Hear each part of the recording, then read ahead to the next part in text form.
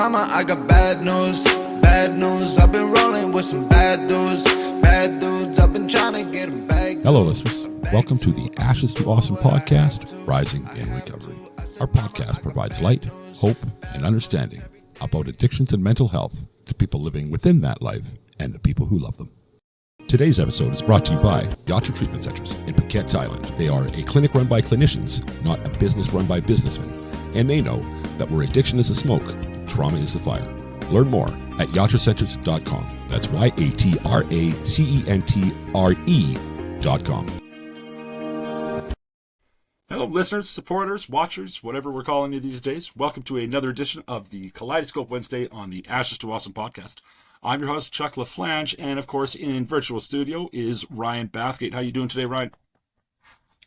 Pretty good, Chuck. I got some energy today. I'm feeling pretty good. Life's kind of like getting back to normal from the, 2 weeks off and 4 weeks to get right again. Still on your vacation hangover? Yeah, yeah, I got that. Yeah, I can appreciate tough that. getting my brain wrapped around real things. Absolutely.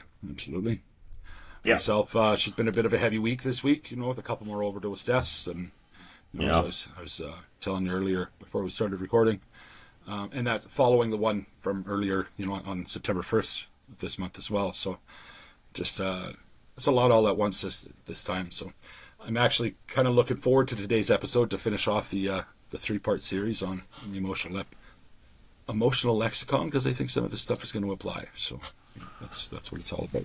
Okay. Yeah, and so I kind of had an idea, maybe try something out. Yeah.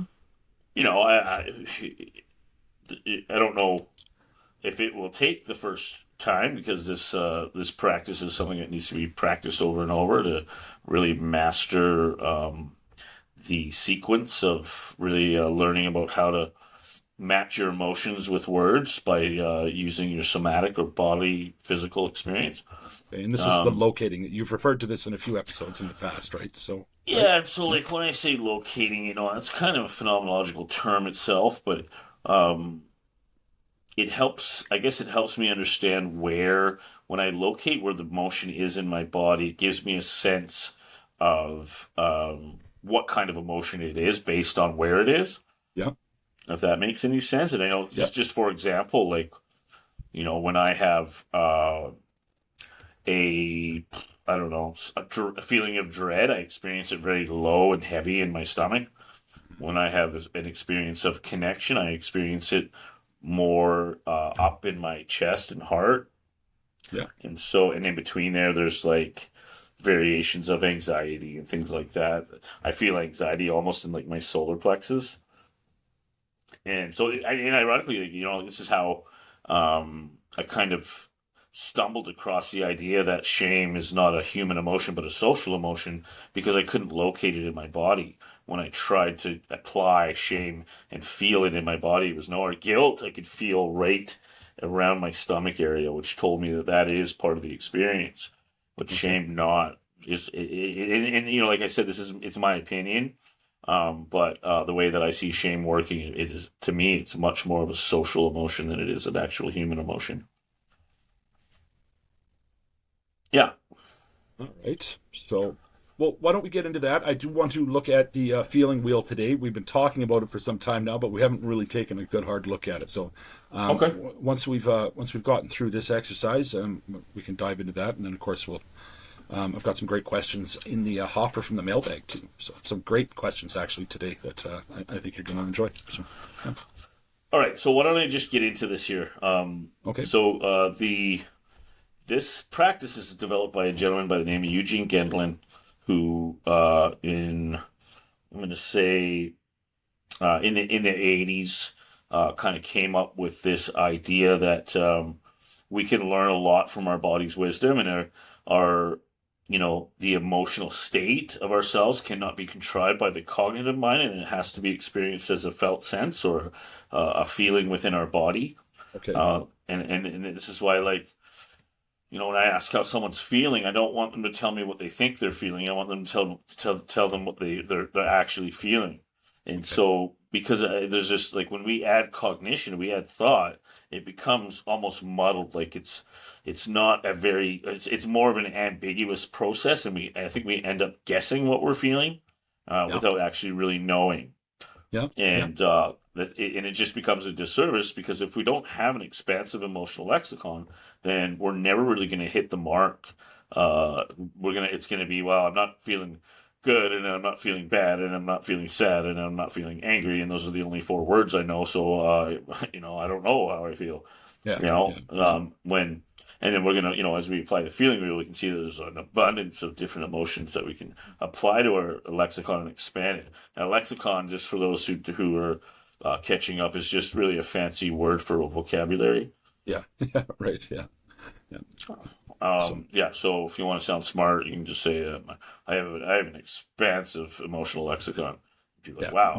Meaning I know how to talk about my feelings. Yeah, exactly. Yeah. Yeah. I know how to put feeling words to feelings that I'm experiencing. Yeah. Okay, so what focusing is, it's an inward bodily listening.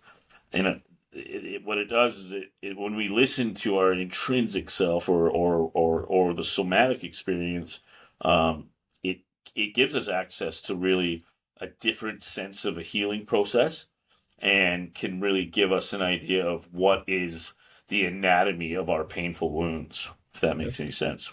Yeah. So it's a body-centered intrinsic relationship building process. Okay.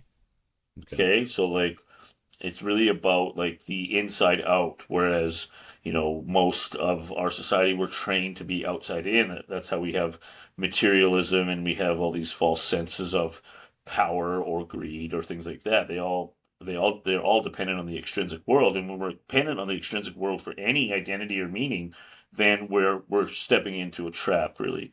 And the ultimate, what happens is we end up feeling empty, because it's by design. To be fulfilled is to be connected. Yeah. You know what I mean? Absolutely. Yeah. So in order to do this, what we're trying to discover is something called the felt sense. And what the felt sense is, it's how the body holds information based on any given situation or experience. And so the body has a lot to say, but we don't ever listen because we're not connected psychosomatically. Okay? So there's six steps with this thing. And it's evolved over time. There's another offshoot of this called interrelationship focusing, which is just the focusing, but it's more focused on, it's basically the same thing. It's just rebranded by a different therapist that wrote a book on it. So I don't know that it's much different, but it could be considered an interrelationship focus, and connecting the dots within ourselves. Okay. So what focusing does is it brings attention to our direct embodied experience, and really what I'm going to talk about is 6 steps that are instructions, but there aren't any instructions really. It's kind of a guideline about how to get there. And personally, I've done this in many ways. And I'll just give you an example. When I first started practicing this, I always went to this. I ended up in this place when I close my eyes and I start my breathing exercises and I try to clear the space. I end up standing in a double car garage with a rubber painted gray floor and metal shelf racking on the side. Okay. And then I look at what's on the floor. It's just a mess of thought. Yeah. That's, and so when I start to organize the thoughts and put them in their bins and put them on the shelves, I'm left with this empty floor. And then what I imagine myself doing is the floor shifts. And what I do is I apply color to it, usually based on the feeling wheel. That color is indicative of whatever emotion might be there. And I allow it to come to me. I don't manufacture it. So let's say it's green, and I associate green with peace and tranquility and organics. So then I go and I dive in, and I go like a pool. The floor becomes a water of green, and I dive in and I go down and I end up in, like a cave, and I come up in that, and I kind of see what's there, and I try to feel the experience, whatever that cave is, and then it might not be the right one. So I go back in and I go to another cave until I can match. It's like, okay, there's sunlight in this one. Okay, so now this piece is offering me sunlight, and I'm experiencing peace and hope, which is what I would associate to the sunlight. Okay. And then if I'm accurate, my body will shift, and it'll just be like, click, there we go. Okay, so now you're experiencing peace and contentment.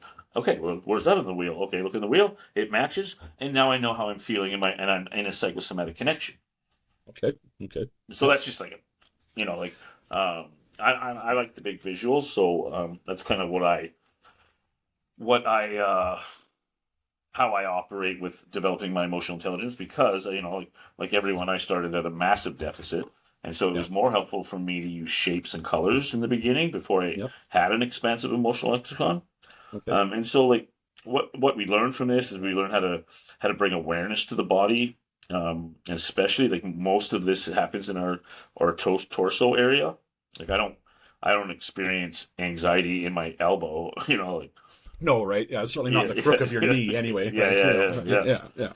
And then it'll help us describe or identify these whatever the symbolic nature of the inner experiences that start to come up. Okay. And then I guess like it helps us to access a curiosity that's required in order to be explorative in our life, which means if I'm in curiosity, then I've shifted from left side to right side of the brain, which is exactly where I want to operate when I'm being in an explorative state. If I'm on the left side, I'm in a defensive state, which makes me unconnectable. When I'm in the right side, I become explorative, which makes me it gives me access to vulnerability, which ultimately makes me connectable. Gotcha. Yeah. And this is something like we're going to do this here, but this is something that anyone can do on their own, sitting at the end of their bed or whatever, right? Some of the skills that it involves are really learning how to listen, to be reflective, and how to try on different words. But in order to try words on, you have to know what the different emotional words are within the lexicon, and that's where the feeling wheel helps. So I would recommend, like, if you're first time trying these steps out, I would bring a feeling wheel with you, and that'll help to try some of those words on. And it helps us sit still. It helps us ground. It helps us, be present with ourselves as the Earth spins around the sun. So presence through embodiment is kind of the ultimate goal here, as well as making that psychosomatic connection. Yeah. And like I noticed one thing I noticed a lot in my work is that a lot of people lack the idea of presence. They don't really even know what it is. Like sitting, you're home with your kids, but you're on your phone playing poker. That's not presence, and then one of the byproducts of this too is like you start to learn about our own identity, who we are in different situations, and like especially when it comes to moments of tension, that's when we really find out who we are. Offshoots are expanding the emotional lexicon. Using your own words and developing your own lexicon that fits for you, and then how to like respond to situations, creating space in order to respond instead of react, or be proactive instead of reactive, and understanding that difference. So like when we learn, as we go through, you learn about how to be objective with these emotions, because once they embody us, we become blind. And that's the thing about emotions. Like, this is where the logical mind is very powerful, because it helps us to see the whole picture. When I'm engulfed and overwhelmed in emotion, I have blind spots everywhere. Yeah. You know what I mean? Again, monkeys, right? Yeah. Chimp empire. Chimp empire. Yeah. So, those are the kind of things that you can like expect to learn about or develop as you practice these 6 steps. Okay. And ultimately, like, we want to understand what embodiment is, and embodiment can be defined as a direct experience of our present moment, and an awareness that comes along with it. And ultimately, I guess, embodiment is an admission that I am alive. I am on the earth when I embody life itself. It includes presence. It includes psychosomatic connection. It includes a medium of connection with a vast amount of tentacles that we call an emotional lexicon. So when we think about an emotional lexicon, what we're thinking about is expanding our avenues of connection. The more words I know from an emotional standpoint, the easier it is for me to become connectable, which is in line with our design as human beings. Okay. All right. Well, why don't we get to it then? Yeah. Okay. Okay. So I think to start, I'm just going to get you to close your eyes. Okay. We're going to just start a rhythmic. Just going to get the mic moved here 1 second, all right? Okay. Yeah.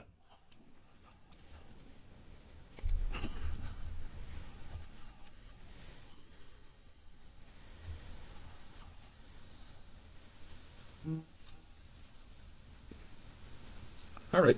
Okay. So to begin, I just want you to close your eyes and start to develop a diaphragmatic breath rhythm. And by diaphragmatic, I mean breathing from your belly and not from your chest. So, or we call them belly breaths. And so just start a rhythm of slow and calm, deep and meaningful breath. Let your body relax. The muscles start to release tension as you breathe out. You're breathing in oxygen. You're breathing in life. You're exhaling tension and exhaling the cluster of thought that often creates a sense of anxiety or dissonance. Okay, so now that you're inside it, just clear the space. So you're standing in a cascade of white, much like the white door.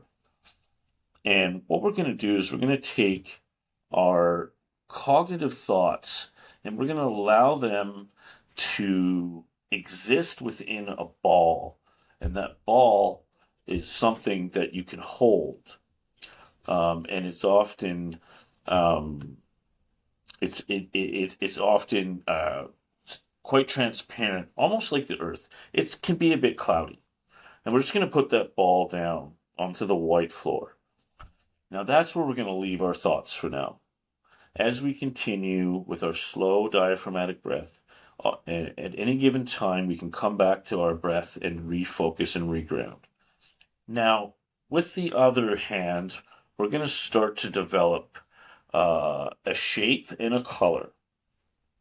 So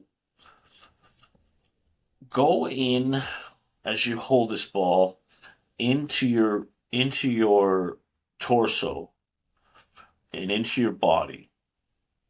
Now, maybe your stomach or your chest, and see if there's any response when I ask this question: how is your life going? When I first started the show, we were audio only because of my broken smile. Due to an act of violence, I couldn't bear to see myself on camera or in a mirror. My self-esteem was shattered, and it was painful to relive the violence whenever I saw my broken smile. Things had changed. The podcast was taking off. My friends and family had welcomed me back. I had my sobriety. My mental health should have been improving, but there were days when I couldn't face myself in the mirror or on camera. The pain was just overwhelming. Then I discovered dentkids.com, and in just 3 short weeks, my life transformed. They sent me the molds, I followed their instructions, I sent them back. What I received was a quality denture that fixed my smile, all at a fraction of the cost of traditional dentures. Their most expensive product is just under $600, and the prices only go down from there. So if you have a loved one who is in recovery from addiction and needs your smile back, or if you need to fix your smile, I highly recommend checking out dentkits.com. I'm proud to be an ambassador for this product. Thanks for listening, guys. Now back to the show.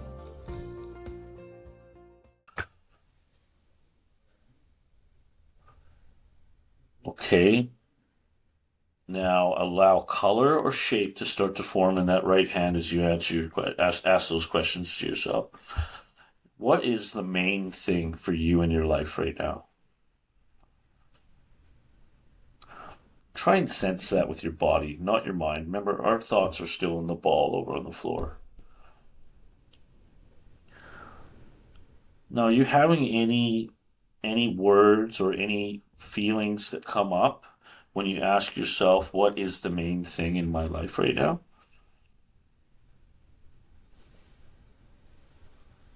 Yeah. I hate to say it, but it's a sense of hopelessness. Okay, so if we were to take that hopelessness, what color would that be? For some reason, it's blue. Okay, so now I want to reinforce that we're not inside the feeling right now. The feeling is in our hand, and we're looking at it. We're not in it. It's a part of us, but it's developing in my hand right before my eyes. Now you have a color of blue in your hand. Now, does it have shape?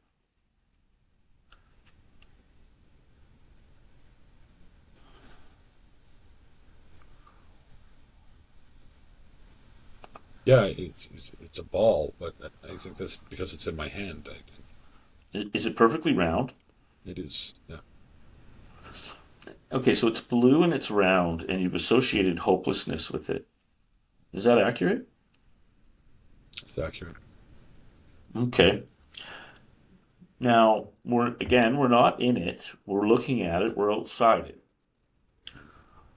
Okay, so recognizing that there's a space between who you are and this blue ball in your hand, is there anything else with it? Is there anything else attached to it?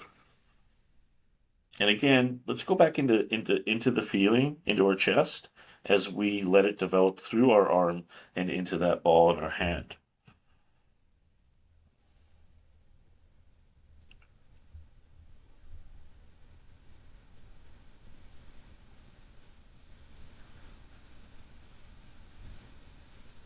Okay. Okay, so we'll just go on. So that step is called clearing space. Now we're going to move into this to the next step, and that step is it's called a felt sense. And so from what we've come up with here, our blue ball in our hand, and remember we're still not in it. We're still standing back from it. Is there, if you look closer at it, is there parts to that? Does it have an anatomy? Is there different um, bondable elements to this ball of hopelessness?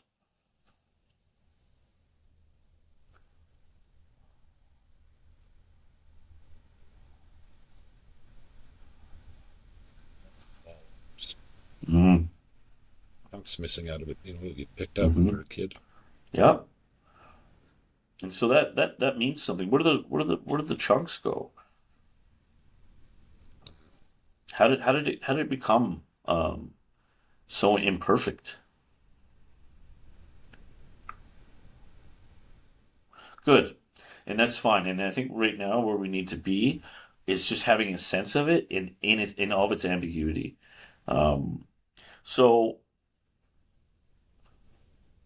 but there's a definite feeling with it, right? And it's impactful. Okay, and so when you think about where that ball is in your hand and it goes up your arm, where does that feeling, where's the root of it? Is it in your torso? Is it lower or is it higher in your chest or higher in your chest? So you associate a hopelessness with a chest area. And does that also have anxiety with it? Some. Yeah, so it does have some components, doesn't it? Okay. So, can you put a phrase to that?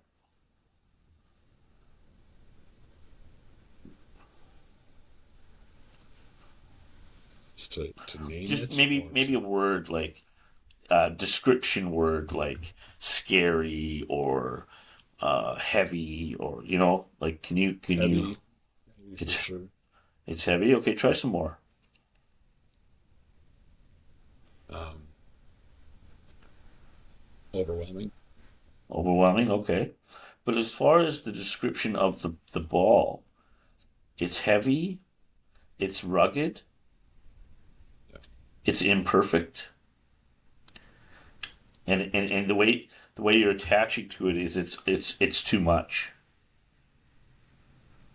Is that correct? Okay, so can you say that back to me, those descriptor words? Paying attention to how your body's experiencing that?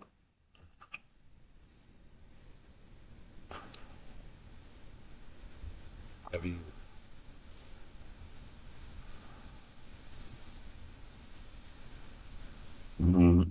It's overwhelming, that's the word. So when you say that word, I feel a shift.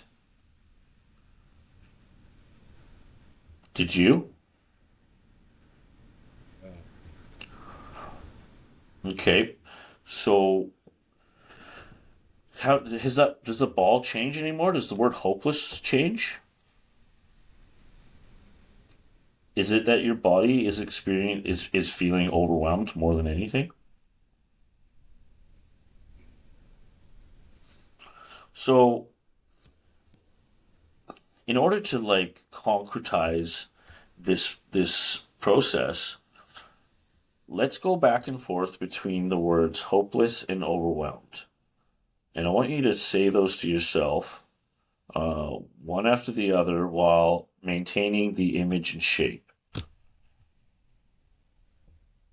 Say them out loud.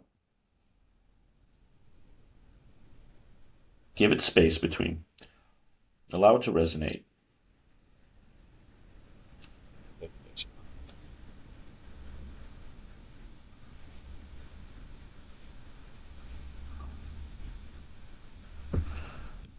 Which one?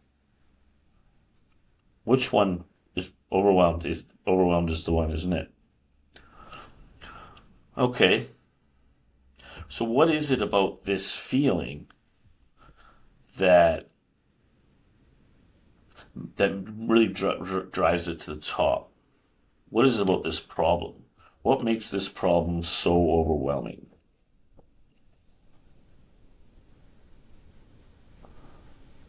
Helpless to do it. Helpless. So it wasn't hopeless, it was helpless.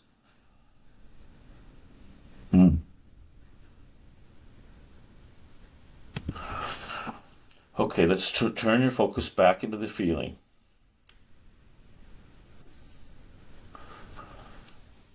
Now,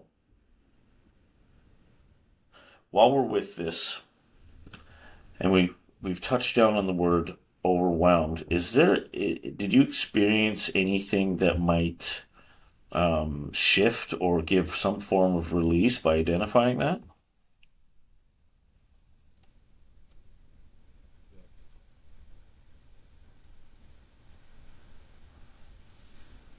Shoulders. Mm-hmm. And even behind my eyes. I don't want to say my brain, but like behind my eyes. Yeah, because your brain's not working here, it's in the ball. It makes sense.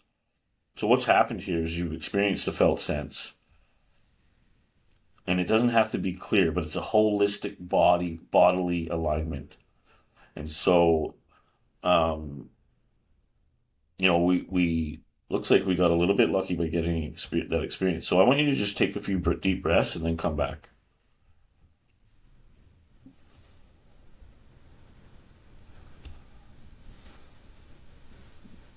Okay, how do you feel right now?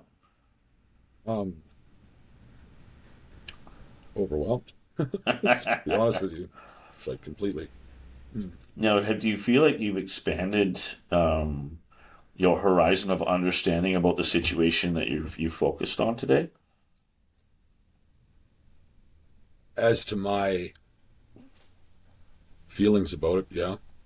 Now, more importantly, do you feel a better connection through your whole being by having this dialogue? I'm not sure yet. I think there's some processing that needs to happen for this. Okay, so the background is that there's typically what like we talk about being heard, being seen, being loved, and being lovable, and it's almost like we have this relationship intrinsically with our psychosomatic being, And so we spend most of our lives not accessing our body's wisdom and what it has to say. And so this might be for the first time in a long time, or the first time in ever, that you've actually listened to what your body has to say to you. You thought it was hopeless, but it ended up being overwhelmed, which means that there's a miscommunication happening within this one little issue that we focused on today. And how often do we go through life thinking we are feeling without actually accessing the feeling? So my expectation is that after this, and there's some resonating happening, that you're going to feel a bit lighter and more evolved because your body has been listened to. And it's no different than versions of ourselves where we experience trauma and we leave that kid behind and it's screaming and it turns into these maladaptive behaviors when really all it wants to do is say, like, I'm fucking here, I'm hurt, you left me. And our body's no different. As we carry it around in this world, we don't access it to give us any of the wisdom that it holds, which is a ton. And often we put so much into that thought ball that we never pay attention to what's developing in our other hand. Does that make sense? Very much so. Yeah. And so, like, really, ultimately, once this is practiced enough, you can expect to experience a feeling of freedom that you probably never don't even know existed, because you're in true alignment, a comprehensive alignment of all mind, body, and soul. Does that make sense? So how do you? It does. Your shift, your energy, everything's changed since going into that. I'm just processing, right? It's there's a big thing that just happened there, right? In a positive way, I think. Mm-hmm.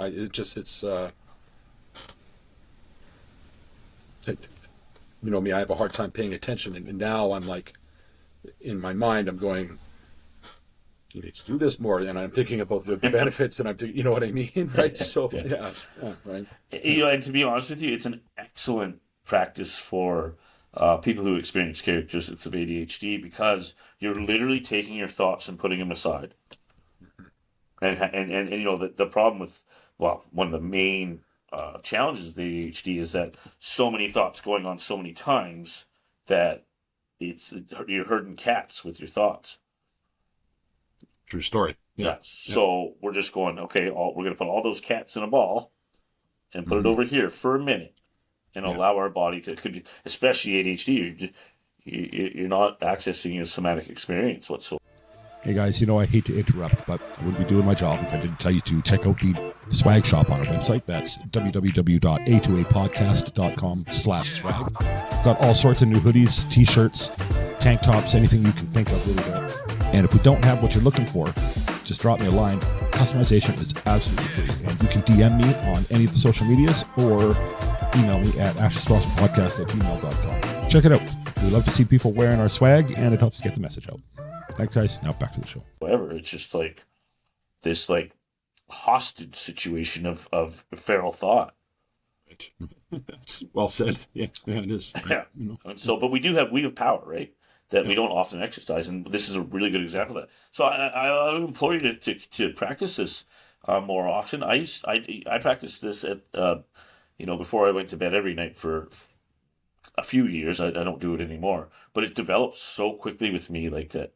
I could be walking down the street and have a sensation in my body and automatically know what that is, where I can locate it, what components are, and how to. And ultimately, as long as I'm in connection with my somatic experience, then I will always be in alignment. And once I'm in alignment, I'll be in rhythm. And when I'm in rhythm, I'm in the throes of life. It also means that I'm spending more time in the right side of my brain, being explorative and being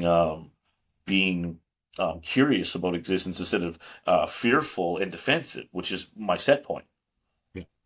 And all that happens. All that happens left side of the brain. It doesn't give me access to the somatic, because that part of the defense mechanism is to be fight or flight. So I'm not paying attention to the body. The body's taking care of itself, either through perspiration, elevated heartbeat, things like that we would need to summon adrenaline or cortisol. Yeah. So there's this thing called the corpus callosum that is like a little elastic thing, that is connects our left side to right side of our brain. And so this is what we're exercising in this. And the stronger that is, the more access we have, or the more perceived control we have to be able to oscillate between a left side and right side. Like, I need to figure out how long it's going to take me to drive somewhere. I'm going into left side. But if I'm like, well, like, I got all these like Facebook things. I clicked on an old building that I thought was cool, a castle or something. So now I get all these feeds, and it's always like, ooh, cool. So when I see one of those, I go flip right side of the brain. I'm like, man, that's cool. They found a pair of shoes from 5,000 years ago. Like, I already know why, but it works for me. So yeah, I mean, so this is a practice you can check out. There's really just look up. There's 6 steps that are very simple. There's an entire book to read if you're really into it. I've read it. It's great, but it is very therapeutic, and it's almost textbooky, which I kind of like those books. But So what this really does is it helps us. We are forced to expand our emotional lexicon by looking at real life situations and applying words to match what our body's experiencing. Yeah. So, having said that, first of all, I think it's imperative to just do a little debrief of how you experience that and how you are in this moment. I'm good. I'm good. Of course, behind the curtain, today's the first day of medication for me too. Oh yeah. So there's a lot happening in my brain right now that wasn't happening 24 hours ago or 4 hours ago, right? So I'm experiencing a lot of new right in the moment, right? I'm listening to you talk in a way that I haven't in all the time we've been working together, right? Not that I've always not paid attention, but that like, you have access to more attention. Yeah, right. So it's a very different feeling right now. Everything is very different right now. So it's a hell of a time to do this. But a good time for it too, right? Because I don't know that yesterday I could have really given this the space it needs, right? So like I said, it's not going to work every time. No. Because sometimes we're just too blocked out, we're too cognitive, we're not in a space to be able to ground properly.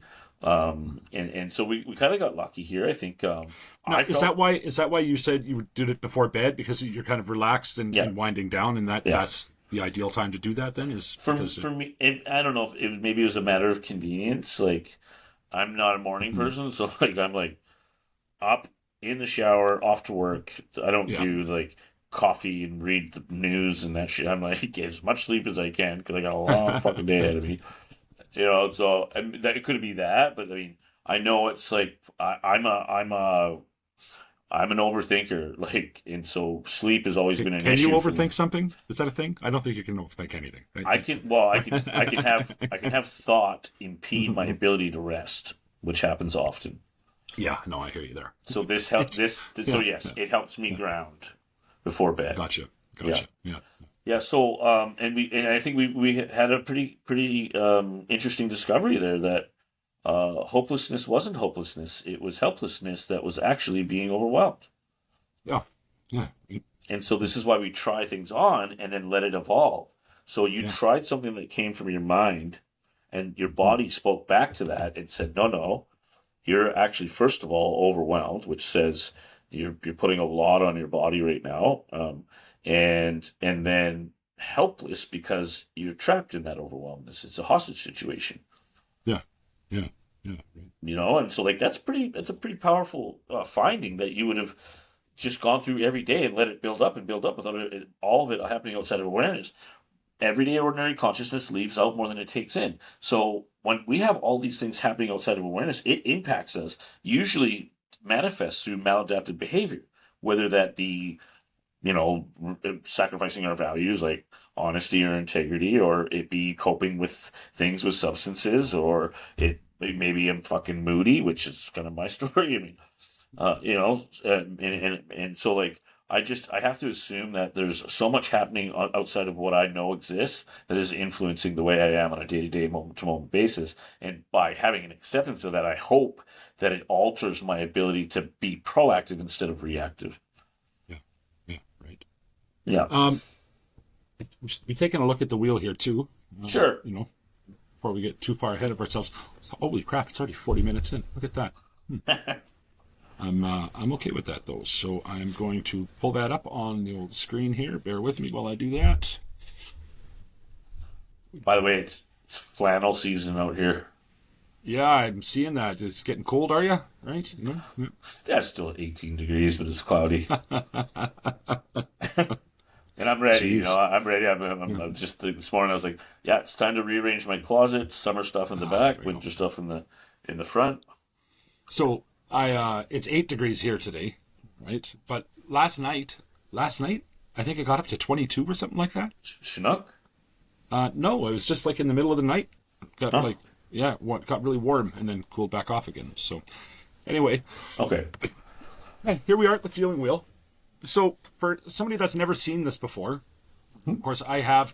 I've never used this particular one, but Ryan is a feeling wheel snob, as it turns out, and he wanted to have all the colors. So I'm also a pen snob. 0.7. are you? Are you really? Yeah. I like Huh. a 0.7. I did not know that. Yeah. There you go. So, explain the feeling wheel from just at a surface. We're not going to go into all of these Sure. emotions, obviously, right? Very, But- very, very simply, it is a tool to be used to develop the expansion of your emotional lexicon or your emotional vocabulary, which ultimately gives us access to different mediums of connection that are both authentic and meaningful. We Okay. connect through emotion. We don't connect through thought. all right. All right. Okay, so if we connect through emotion, and I don't know what my emotions are, chances are I'm not actually having connections. Mm-hmm. You know, and I, just by Yeah. process of elimination. So Yep. I like this wheel because it's colored. I think colors are very important, especially in the beginning of developing your emotional intelligence. It's a lot easier to navigate a color and then expand on that. And and I like to use shapes when we're in I guess a metaphysical mindset. The wheel starts with. So the way that this one's set up is that it has, in the center, we have our 6 base emotions, and they offset one another. So sad and joyful are the opposite, scared and peaceful are the opposite, powerful and mad are the opposite. Okay, and so by this one, they've used the colors to so there's really a deficit and an asset side of each color. Okay. And we talk about that all the time with curiosity and fear. We talk about that with anxiety and excitement. They are Yeah. the same, but on the different sides of that joy line. Yes. Yeah. Okay, so when we look at, I think it's easy to go. If I look at the middle 6, and I can start to identify. So I start to look at okay. So today, I think it's a yellow. So I'm gonna look at what yellow's mad. No, not mad. And so the other one is powerful. Okay. Now, I think I'm on to something with powerful. So I'm going to look here. Faithful. Well, that's not really my jam. Not particularly a man of faith, we would say. Okay. I was going to say, hello, Marina, right? And okay. Yeah. So when I look at these other ones, I look at, okay, yeah, wow, okay, so right away it just hit for me. I saw the word appreciated and then valuable, and that was a felt sense. That's exactly where I'm at today, and mostly because of the last couple of days I've had. I've been working really hard, and it's been very vocal from my number one fan, Marina, about her appreciation of how much I do for our family, and we had a conversation about that. So this is kind of lingering, I think, from that, and it's coming into today. Now, so that's how I use that, and then what I want to do with that is I want to start to take this feeling I'm having today, and I'm going to use these words in my day-to-day practice. So I'm going to try to use the word powerful, appreciated, and valuable. And then what I want to do is, and I'm going to flip over now to the other side of that, and the other side is mad, which is selfish and jealous. Well, boy, oh boy, do I know those so well. You know what I mean? And so I'm not particularly the most jealous guy around, but I can certainly be selfish. And so I do that so I can see what the opposite is, and know that I could probably slip into that just as easy as powerful, appreciated, valuable. Okay. So why don't you pick one? Let's try that out. So start in the middle. I'm going to go sad. Okay. Yeah. Just, with everything that's happened over the last couple of weeks, I think it fits right now. So, Okay. we'll Hold on. sad. Hold on a second. What? Did that speak to you, or did you manufacture that? How do you mean? When you looked at the wheel, did it jump out at you, or did you think Oh, yeah, that it did. you're Of course sad? it. No, Okay. sad. Of course it did. Yeah. So I'm asking you that as a point of process. Okay. So what we want to do here is we want to make sure that we're not preempting or putting our feeling agenda onto it. We let the wheel speak to us. So I want to clear my mind, much like the focusing. And when I Stop look, hitting your microphone there.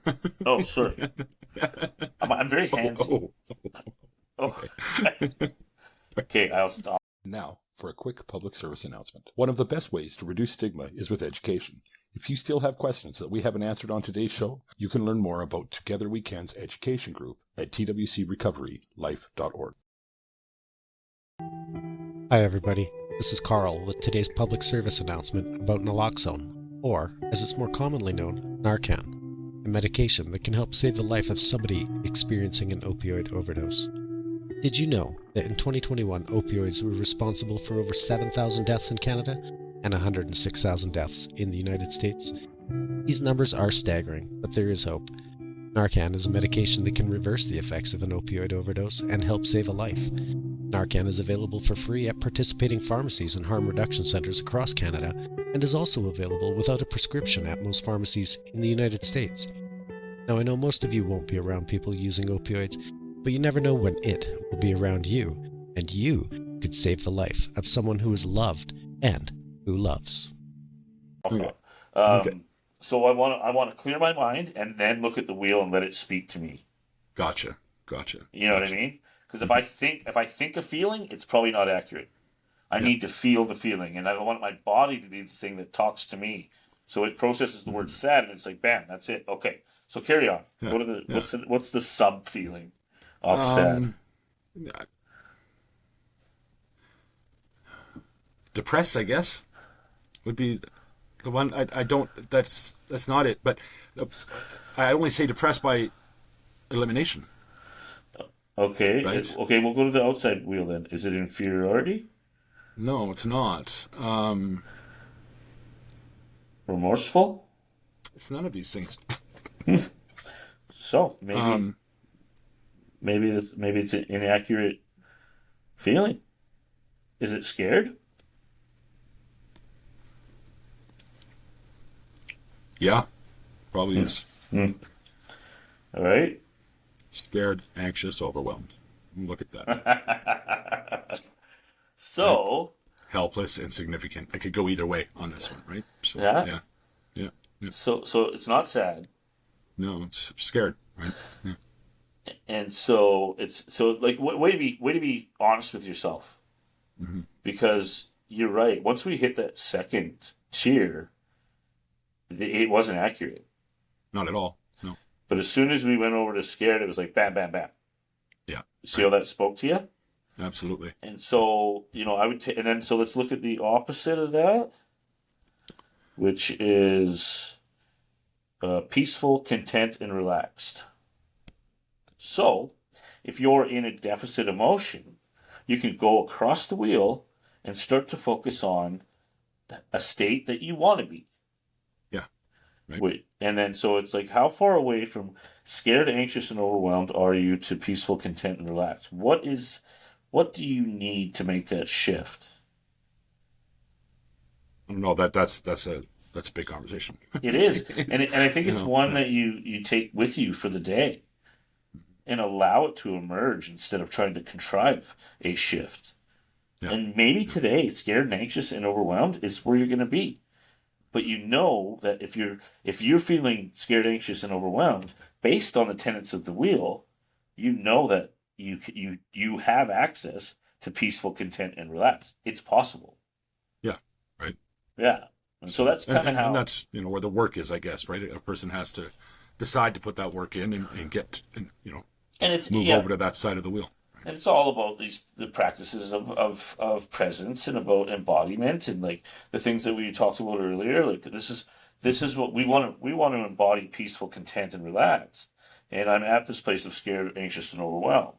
And so what I want to do is like I call it putting it in the space. So I just kind of like, this is where I want to go, and I'm going to let the universe take that. And I'm not going to be in it. I'm going to let it happen. And then through the day, it'll be like, oh, well, I guess today I was supposed to be scared or anxious and overwhelmed because I'm going to bed that way. Or, hey, what do you know? Fuck, the day turned. I'm peaceful. Weird. Right? Yeah. Absolutely. Yeah. So to the listeners, I'm going to put a copy of the Feeling Wheel up on Facebook, so it's easy for you to grab. Of course, you can Google Feeling Wheel, and there's a ton that'll come up. But if you want to use the one that we were using, I'll have this picture up on Facebook by the time you're listening to the episode. So yeah, and personally, I like this because it has colors and it has the really the opposite or the contradicting emotion.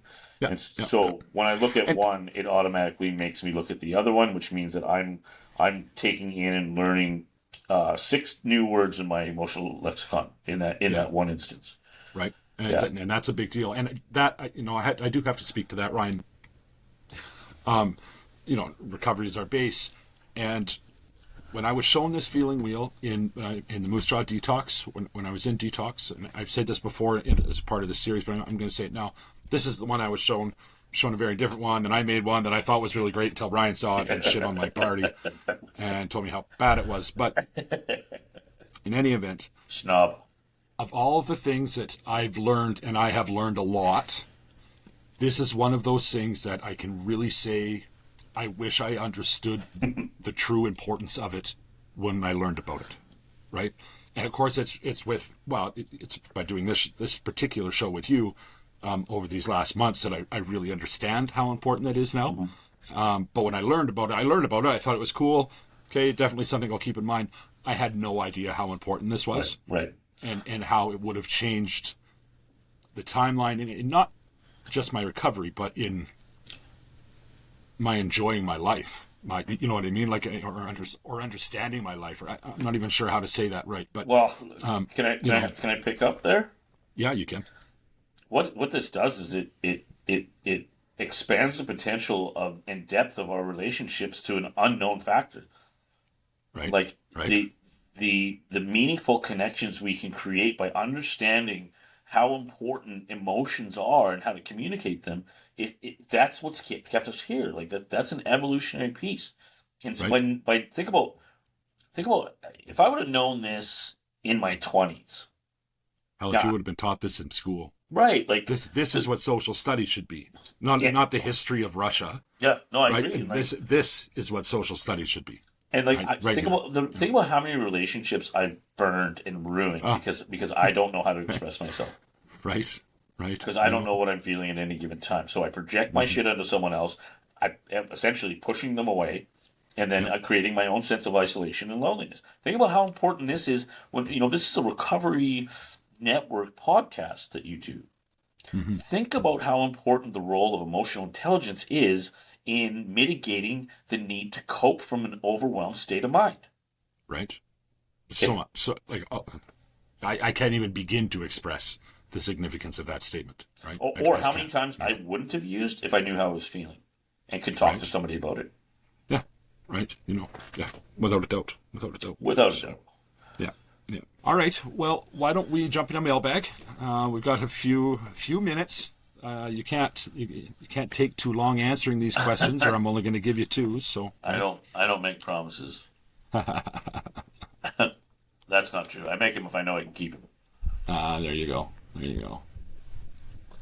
All right. Okay. So stop hitting your microphone. I can't help it. I need to. Or hit the mute button and then do it. Why are you always yelling at me in front of my friends? because sometimes a motherfucker needs getting yelled at. I'm just saying. Okay, right? I'll do that. Sorry. Yeah. All right. It's like really loud. Right? Yeah, I don't hear shit. So I know. Right. So my apologies. Right, so okay. Enough talking. Off to the mailbag. Jasmine from Toronto says, as a therapist, how do you incorporate existentialist thought into your sessions without overwhelming clients who might be new to the philosophy? Interesting question. To be honest with you, I've never really thought of how I do that. I think existentialism is a philosophy that is an embodiment of the human experience itself. And so the way that it translates in a therapeutic session is really about the return to being human and the acceptance and permissions that come along with being human, which means being fallible, which means being, there's this old saying, to be loved with in all of our faults and glory. And I really correlate that to the human experience. And so I guess what I do is I take what is human and I can contrast it to what is social tapestry or what is systemic or oppressive, which are not human elements. And so, very much, for example, like defining the world as we see it for ourselves is an existential premise that is really going against whatever the social tapestry has programmed us to be. So when I say, what is success to you? And you give me an answer that society gave you, you're not being human. Yeah. Yeah. And so, and existentialism is the study of existence, of what it is to be human. So the root of my process is about returning to an acceptance of being as human as possible in all of our faults and glory. And so that means, for example, somatic release of tears, crying, is an extremely healthy and important part of emotional process. A very human, natural process. What are we taught as men? The social tapestry would tell us that men don't cry, we work hard, we play hard, what else hard? You know what I mean? And so there's a really good example of how we take what we've never questioned as a known and start to question it from a humanistic perspective. Okay. And then allowing ourselves to be human within that. And then Gotcha. the way it works with relationships is like, I have an acceptance that you're human, the I-thou relationship. And so by doing that, it's like, I can see that, the social tapestry has created a ambiguity in your existence that being projected out to me, and it's very unhuman in its state. So I can counter that with humanness, with forgiveness, with compassion, with empathy, with understanding, which are all tenets of properties of being human. Gotcha. Mm-hmm.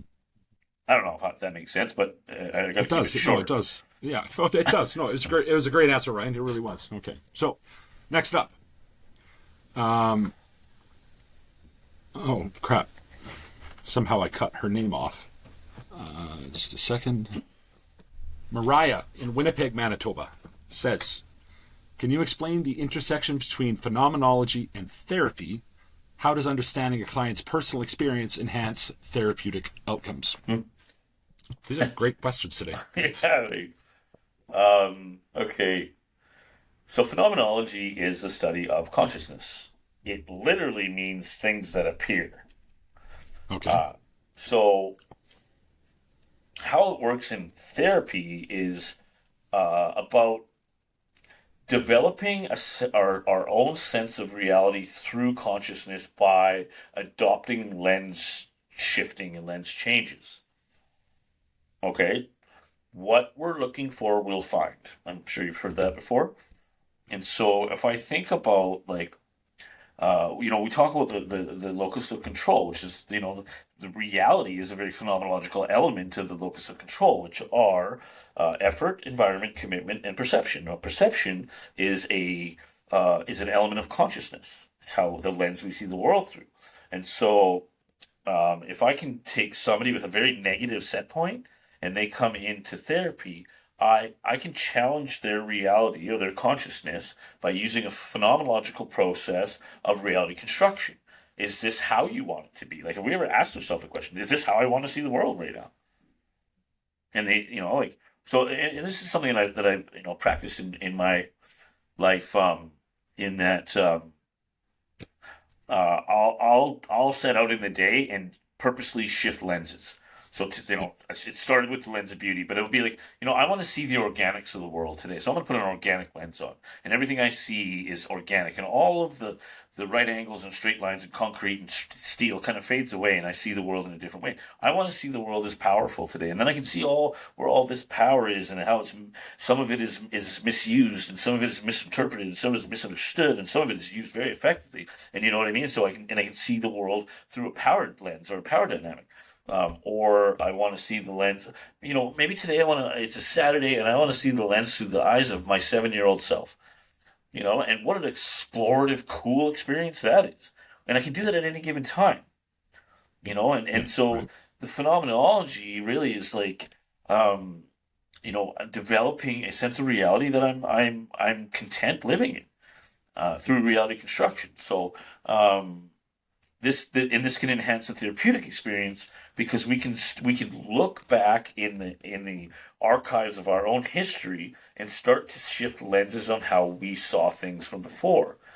Like maybe I felt neglect from my parents and I was angry at them for 20 years, and then I look back through a phenomenological lens and ask myself how I wanted to see it. I want to use a humanistic lens in this, and then it's like, oh, you know what, like my parents, they did They did the best they could with yeah what they they had, right? Yeah. like because they didn't know doesn't mean they didn't love. It took me it took me a long time to figure that shit out, but that's using a phenomenological lens by shifting the reality construction of what I saw then into who I am now and changing the narrative of that story, which altered the way I responded to instead of reacted to. So that's a little example of how that works in a therapeutic session. That's a great example. Okay. Jeremy from Sydney, Nova Scotia says, in an increasingly materialistic world, how do you guide clients towards finding meaning and purpose in their lives? I think, All of the above. well, honestly, how about asking some simple questions? What is truly important to me? You know? Oh, I thought you were suggesting to me I should ask you more simple questions. Okay, all right. Yeah. You kind of went muffly there. I didn't hear what you said. I said I thought you were telling me that I should be asking you for more simple questions. Okay. Yeah. No, but I mean, like, materialism is a maladaptive social malady. Okay. Yep. Okay, and it's taught, and so we're taught this is the reason we don't have a feeling wheel in schools is because high intrinsic resource of self-esteem, self-worth, and self-respect create poor consumers, and we're in a materialistic world, a capitalist world, and so how do I do that? It's like when I think about a dollar bill, I feel empty. When I think about what's on my business card, it's still, no matter what, I might be excited for a day or two, but it still leaves me empty. But I'll take here, and it's really easy when I look at. I got this here. You might recognize from the Office. Yeah. And he's like, Yeah. "World best boss, got it on sale." So, but I have a good friend of mine who was my assistant manager. Gave me that mug. And so it doesn't even matter what it says because I've attached a fondness and a friendship to that mug, which creates meaning to this little inanimate object, which makes this bigger than it actually is to me. So I've created meaning. I can create meaning with anything, anywhere, anytime. I just have to add emotion and intention to it. So, I mean, the other thing is, like, I heard this thing a long time ago. It said, when you go to a funeral, people don't get up there and talk about how many cars they had, and they don't talk about how much property they had and what their job title was. They talk about how people were impacted by that individual. And I think about that, maybe morbid, but like, I want to leave this earth impacting people. I don't want to leave this earth with things because I can't take them with me. And so really it's about a reconstruction of your own value system, redefining your world as you want to see it. Because if you ask most people, they don't want to be material. They just don't know any other way. And so ask yourself that question. Is this how I want to be? Is this the person I want to be? And the answer is probably, the interesting thing about that answer is the person you want to be is already here. You don't got to go find it. We just need to uncover it. Yeah, right. Yeah. So yeah, that's a snippet. I could go on about that, but I know you can. materialism will always leave us empty and Yeah, dependent on the extrinsic world for our self-worth. absolutely. As soon as I'm dependent on the extrinsic world for my self-worth, now it's out of my locus of control, and how I feel about myself is completely up to how you feel about me, which is not a way I want to live life. Absolutely. It's also, that's how codependency happens too. Yeah. There's a whole nother episode. There's another series, right? Codependency. All right. So, okay, guys, that wraps up our series, the 3-part series on Emotional Lexicon. I love doing these. Perhaps we will do another one right away. I don't know. We'll have to talk about that off air. So, well, you know what? Can I interject? You can. If any of you guys listening have an idea for us to do a series, please give us ideas, because I don't read minds. I don't know what people want to hear. I'm just kind of going off of what I'm interested and what Chuck's interested. But if we can hear from you guys, I think it would be really cool, and have some kind of interactive approach to developing our series podcast. Absolutely, it would be. Yes. Yeah. Great. That's great. You can drop a message on any of the socials if you see the logo, and or you can email ashestossampodcast@gmail.com. And feel free to do those things, right? And remember, Ryan has his own page too, RBK's Kaleidoscope. It's up on Facebook there. You can check him out there and send him a message directly. So don't hesitate to do that. You don't have to go through me, the filter, right? So anyway, that brings us to my favorite part of the day.